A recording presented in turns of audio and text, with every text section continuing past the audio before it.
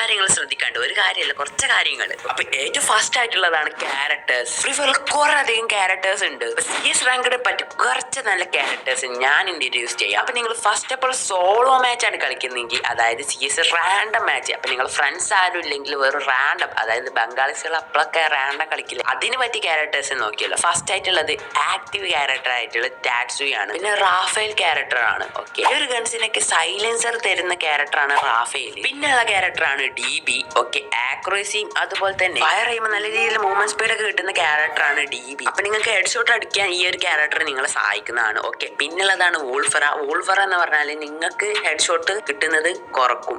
So അത് എത്രത്തോളം പ്ലേസിൽ കളി കാണുന്നതിനനുസരിച്ചാണ്. സോ 8 ആൾക്കാർ വരെ നിങ്ങളെ കളി കാണാം. അപ്പൊ നിങ്ങൾക്ക് ഒരു എനിമി ഒരു ഹെഡ് ഷോട്ട് തന്നു വെച്ചാൽ അത്ര ഒന്നും കുറയത്തില്ല. ഈ ഒരു സെക്ഷനിൽ ഏറ്റവും നല്ല ഈ ഒരു കാണുന്ന ബാക്ക് പാക്ക് ആണ്. അതെന്താണെന്ന് വെച്ചാൽ CS റാങ്ക് കളിക്കുമ്പോൾ നിങ്ങൾക്ക് 5 ഗ്ലൂ വാൾ വരെ എടുക്കാൻ പറ്റുന്നതാണ്. പിന്നെ നിങ്ങൾക്ക് ഇത് വേണ്ട, വേറെ ഏതെങ്കിലും അടിപൊളി ഉണ്ടെങ്കിൽ നിങ്ങൾക്ക് പറ്റിയതാണ് ബോൺഫയർ. നിങ്ങൾക്ക് ഒരു എനിമീസ് ഒക്കെ നിങ്ങൾ അടിക്കുമ്പോൾ നിങ്ങൾക്ക് പെട്ടെന്ന് ബോൺഫയർ ഇട്ട് അടിക്കാൻ പറ്റുന്നതാണ്. ഇപ്പൊ കുറച്ചധികം HP കൂടുന്നതാണ്. പിന്നുള്ളതാണ് ഈ ഒരു കാണുന്നത്. ഇത് എക്യൂപ്പ് ചെയ്താൽ നിങ്ങൾക്ക് ടീമേറ്റിനൊക്കെ നല്ല സപ്പോർട്ട് കൊടുക്കാൻ പറ്റുന്നതാണ്. അതായത് നിങ്ങൾക്ക് HP, EP അതുപോലെ തന്നെ മൂവ്മെന്റ് സ്പീഡ്, മെഡിക്കിറ്റ് ഇതൊക്കെ എക്സ്ട്രാ ആയി കിട്ടുന്നതാണ്. പിന്നുള്ളതാണ് ഓറിയോൺ കോമ്പിനേഷൻ. അത് നിങ്ങൾക്ക് അറിയാമെന്ന് വിചാരിക്കുന്നു. ഓറിയോണും മിഗ്വല്, ഈ 2 ക്യാരക്ടറും ആണ് ഏറ്റവും അടിപൊളി. പിന്നെ നിങ്ങൾക്ക് ഇഷ്ടപ്പെട്ട ക്യാരക്ടർ ഇടാം. അതിന് ഈ ഒരു ഐറ്റം പറ്റുന്നതാണ്. 300 കോയിൻ ഉണ്ടെങ്കിൽ ഇതാ ഈ ഒരു EP എടുക്കാൻ പറ്റുന്നതാണ്. അപ്പൊ സോളോന്റെ ഇതാണ്. അപ്പൊ നിങ്ങൾക്ക് ടീമേറ്റ് ഉണ്ടെങ്കിൽ, നിങ്ങൾക്ക് സപ്പോർട്ടർ ആണ് ആവശ്യമുണ്ടെങ്കിൽ, നിങ്ങൾ എന്തായാലും ആക്റ്റീവ് ക്യാരക്ടർ ആയിട്ടുള്ളത് ഡിമിത്രി ആണ്. ഡിമിത്രി ആണ് നല്ല രീതിയിൽ ഇമ്പോർട്ടന്റ് ഉള്ള ഒരു ക്യാരക്ടറാണ്. അപ്പൊ നിങ്ങൾക്ക്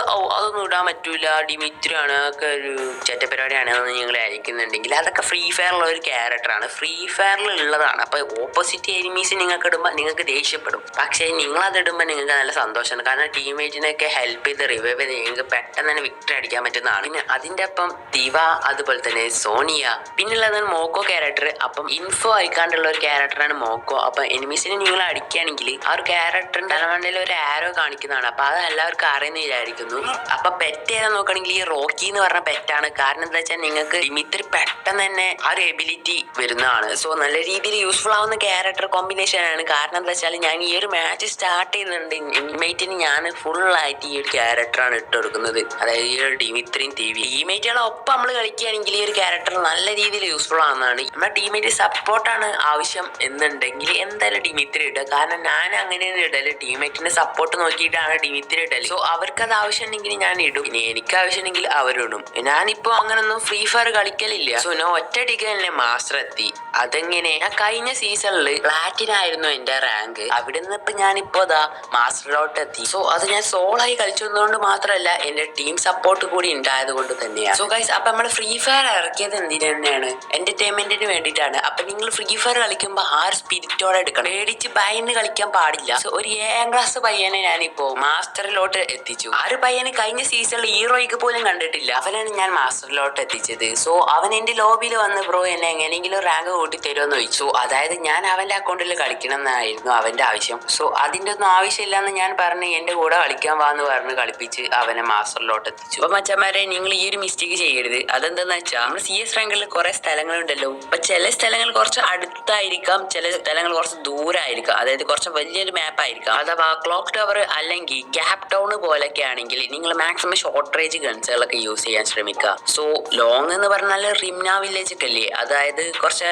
സ്പേസ് ആണ്. ലോങ് ക്യാമ്പ് ചെയ്ത് അടിക്കാൻ മാത്രമേ ഉള്ളൂ. ചിലപ്പോൾ നല്ല ദൂരമുള്ള സ്പേസ് ആയിരിക്കാം, ചിലപ്പം അടുത്തടുത്ത് വീടുള്ള സ്പേസ് ആയിരിക്കാം. അപ്പൊ കുറച്ചൊക്കെ വീടുള്ളൂ, കുറച്ച് ലോങ് ആണ് ഓല സ്ഥലം, നിങ്ങളെ സ്ഥലം. അപ്പൊ നിങ്ങൾ മാക്സിമം ലോങ് റേഞ്ച് ഗണ്ണ് എടുത്ത് കളിക്കുക. പിന്നുള്ളത് BR റാങ്കിനുള്ള ക്യാരക്ടർ കോമ്പിനേഷൻ ഒന്നും നിങ്ങൾ CS റാങ്കിൽ ഇടാൻ പാടില്ല. ഈ ഒരു മിസ്റ്റേക്കുകളൊന്നും നിങ്ങൾ ചെയ്യാതിരിക്കുക. ഈ ഒരു മിസ്റ്റേക്ക് കുറച്ച് തോന പ്ലേസുകളിൽ കണ്ടുവരുന്ന ഒരു മിസ്റ്റേക്ക് ആണ്. അതെന്താന്ന് വെച്ചാൽ ചില റൗണ്ടിൽ നിങ്ങൾ ഡിഫീറ്റ് ആവും, എന്നാലും നിങ്ങൾക്ക് കുറച്ചധികം കോയിൻസ് കിട്ടുന്നതാണ്.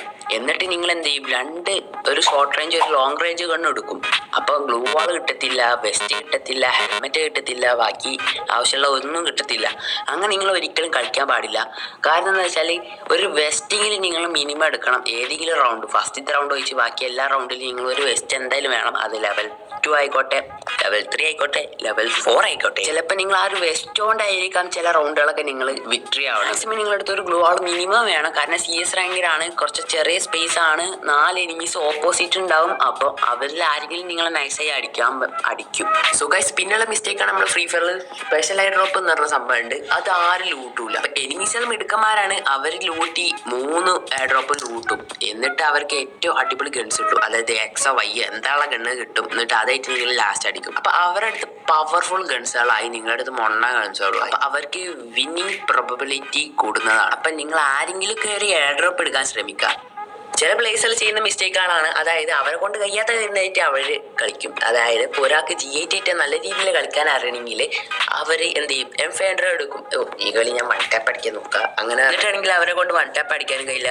ടീമേറ്റുകളെ അടുത്തുനിന്ന് ഭയങ്കര തെറിങ്. അപ്പൊ അങ്ങനെയൊന്നും ചെയ്യാതിരിക്കാൻ നിങ്ങളെ കൊണ്ട് കഴിയുന്ന ഗൺസുകളൊക്കെ നിങ്ങൾ എടുക്കാൻ ശ്രമിക്കുക. പിന്നെയുള്ള കാര്യമാണ് നിങ്ങൾ വലിയ വലിയ യൂട്യൂബേഴ്സിന്റെ ലൈവ് സ്ട്രീമൊക്കെ ഒന്ന് വാച്ച് ചെയ്യുക. അവർ CS റാങ്കർ കളിക്കുകയാണെങ്കിൽ പ്രത്യേകിച്ച് വാച്ച് ചെയ്യുക. അത് ഹിന്ദി യൂട്യൂബർ ആയിക്കോട്ടെ, അല്ല മലയാളീസ് യൂട്യൂബർ ആയിക്കോട്ടെ. അക്ഷയ കൈസന്റെ ബ്രോഡൊക്കെ കളി നിങ്ങൾ എന്തായാലും വാച്ച് ചെയ്യാൻ ശ്രമിക്കുക. അവരുടെ ലൈവ് സ്ട്രീം നിങ്ങൾ വാച്ച് ചെയ്യുമ്പോൾ നിങ്ങൾ ഉള്ളിൽ നിന്ന് തന്നെ എന്തെങ്കിലുമൊക്കെ വരും. അതായത് എന്തെങ്കിലും ടിപ്സ് ആൻഡ് ട്രിക്സ് ആയാലും, എന്തെങ്കിലും മോട്ടിവേഷൻ ആയാലും, എന്തെങ്കിലും കളിക്കാനുള്ള ഒരു ഹാരായാലും എന്തായാലും അവരുടെ ലൈവ് സ്ട്രീമിൽ നിന്ന് നിങ്ങൾക്ക് എന്തായാലും കിട്ടുന്നതാണ്.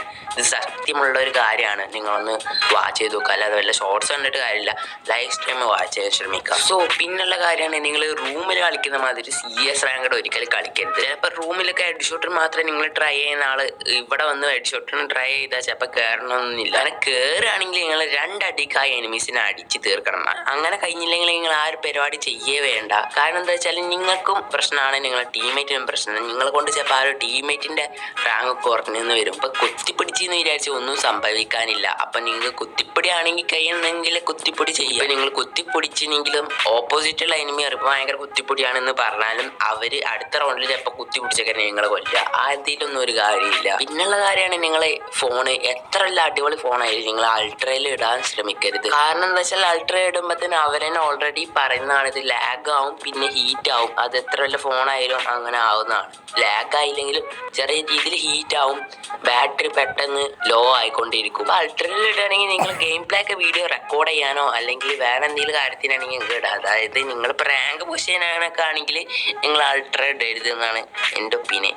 അത് ചെയ്യാതിരിക്കുക. നിങ്ങളെല്ലാം സ്റ്റാൻഡേർഡിൽ അല്ലെങ്കിൽ സ്മൂത്തിലൊക്കെ ഇടാം. പിന്നുള്ള പ്രശ്നമാണ്, നിങ്ങൾ എനിമീസിന്റെ തൊള്ളയിൽ പോയി അവരെ കഴിക്കുന്ന തന്നെ വേഗം പോയി ചാവുന്നതാണ്. റഷ് ചെയ്തതെന്നൊന്നുമല്ല ഞാൻ പറയുന്നത്, അങ്ങനെ പെട്ടെന്ന് തന്നെ റഷ് ചെയ്തത്. കുറച്ച് വെയിറ്റ് ചെയ്ത് റഷ് ചെയ്യാൻ ശ്രമിക്കുക. അപ്പൊ നിങ്ങൾക്ക് ഏറ്റവും നല്ലത് ചിലപ്പോൾ ക്യാമ്പ് ചെയ്തിട്ട് ആണെങ്കിൽ ക്യാമ്പ് ചെയ്ത് അടിക്കുക. സോ നിങ്ങൾ മാക്സിമം എനിമീസിനെ ഇങ്ങോട്ട് വരുത്തുക. അപ്പം മച്ചന്മാരെ, ഇത്രയുള്ള ഈ വീഡിയോ നിങ്ങൾക്ക് എന്തായാലും യൂസ്ഫുൾ ആയെന്ന് വിചാരിക്കുന്നു.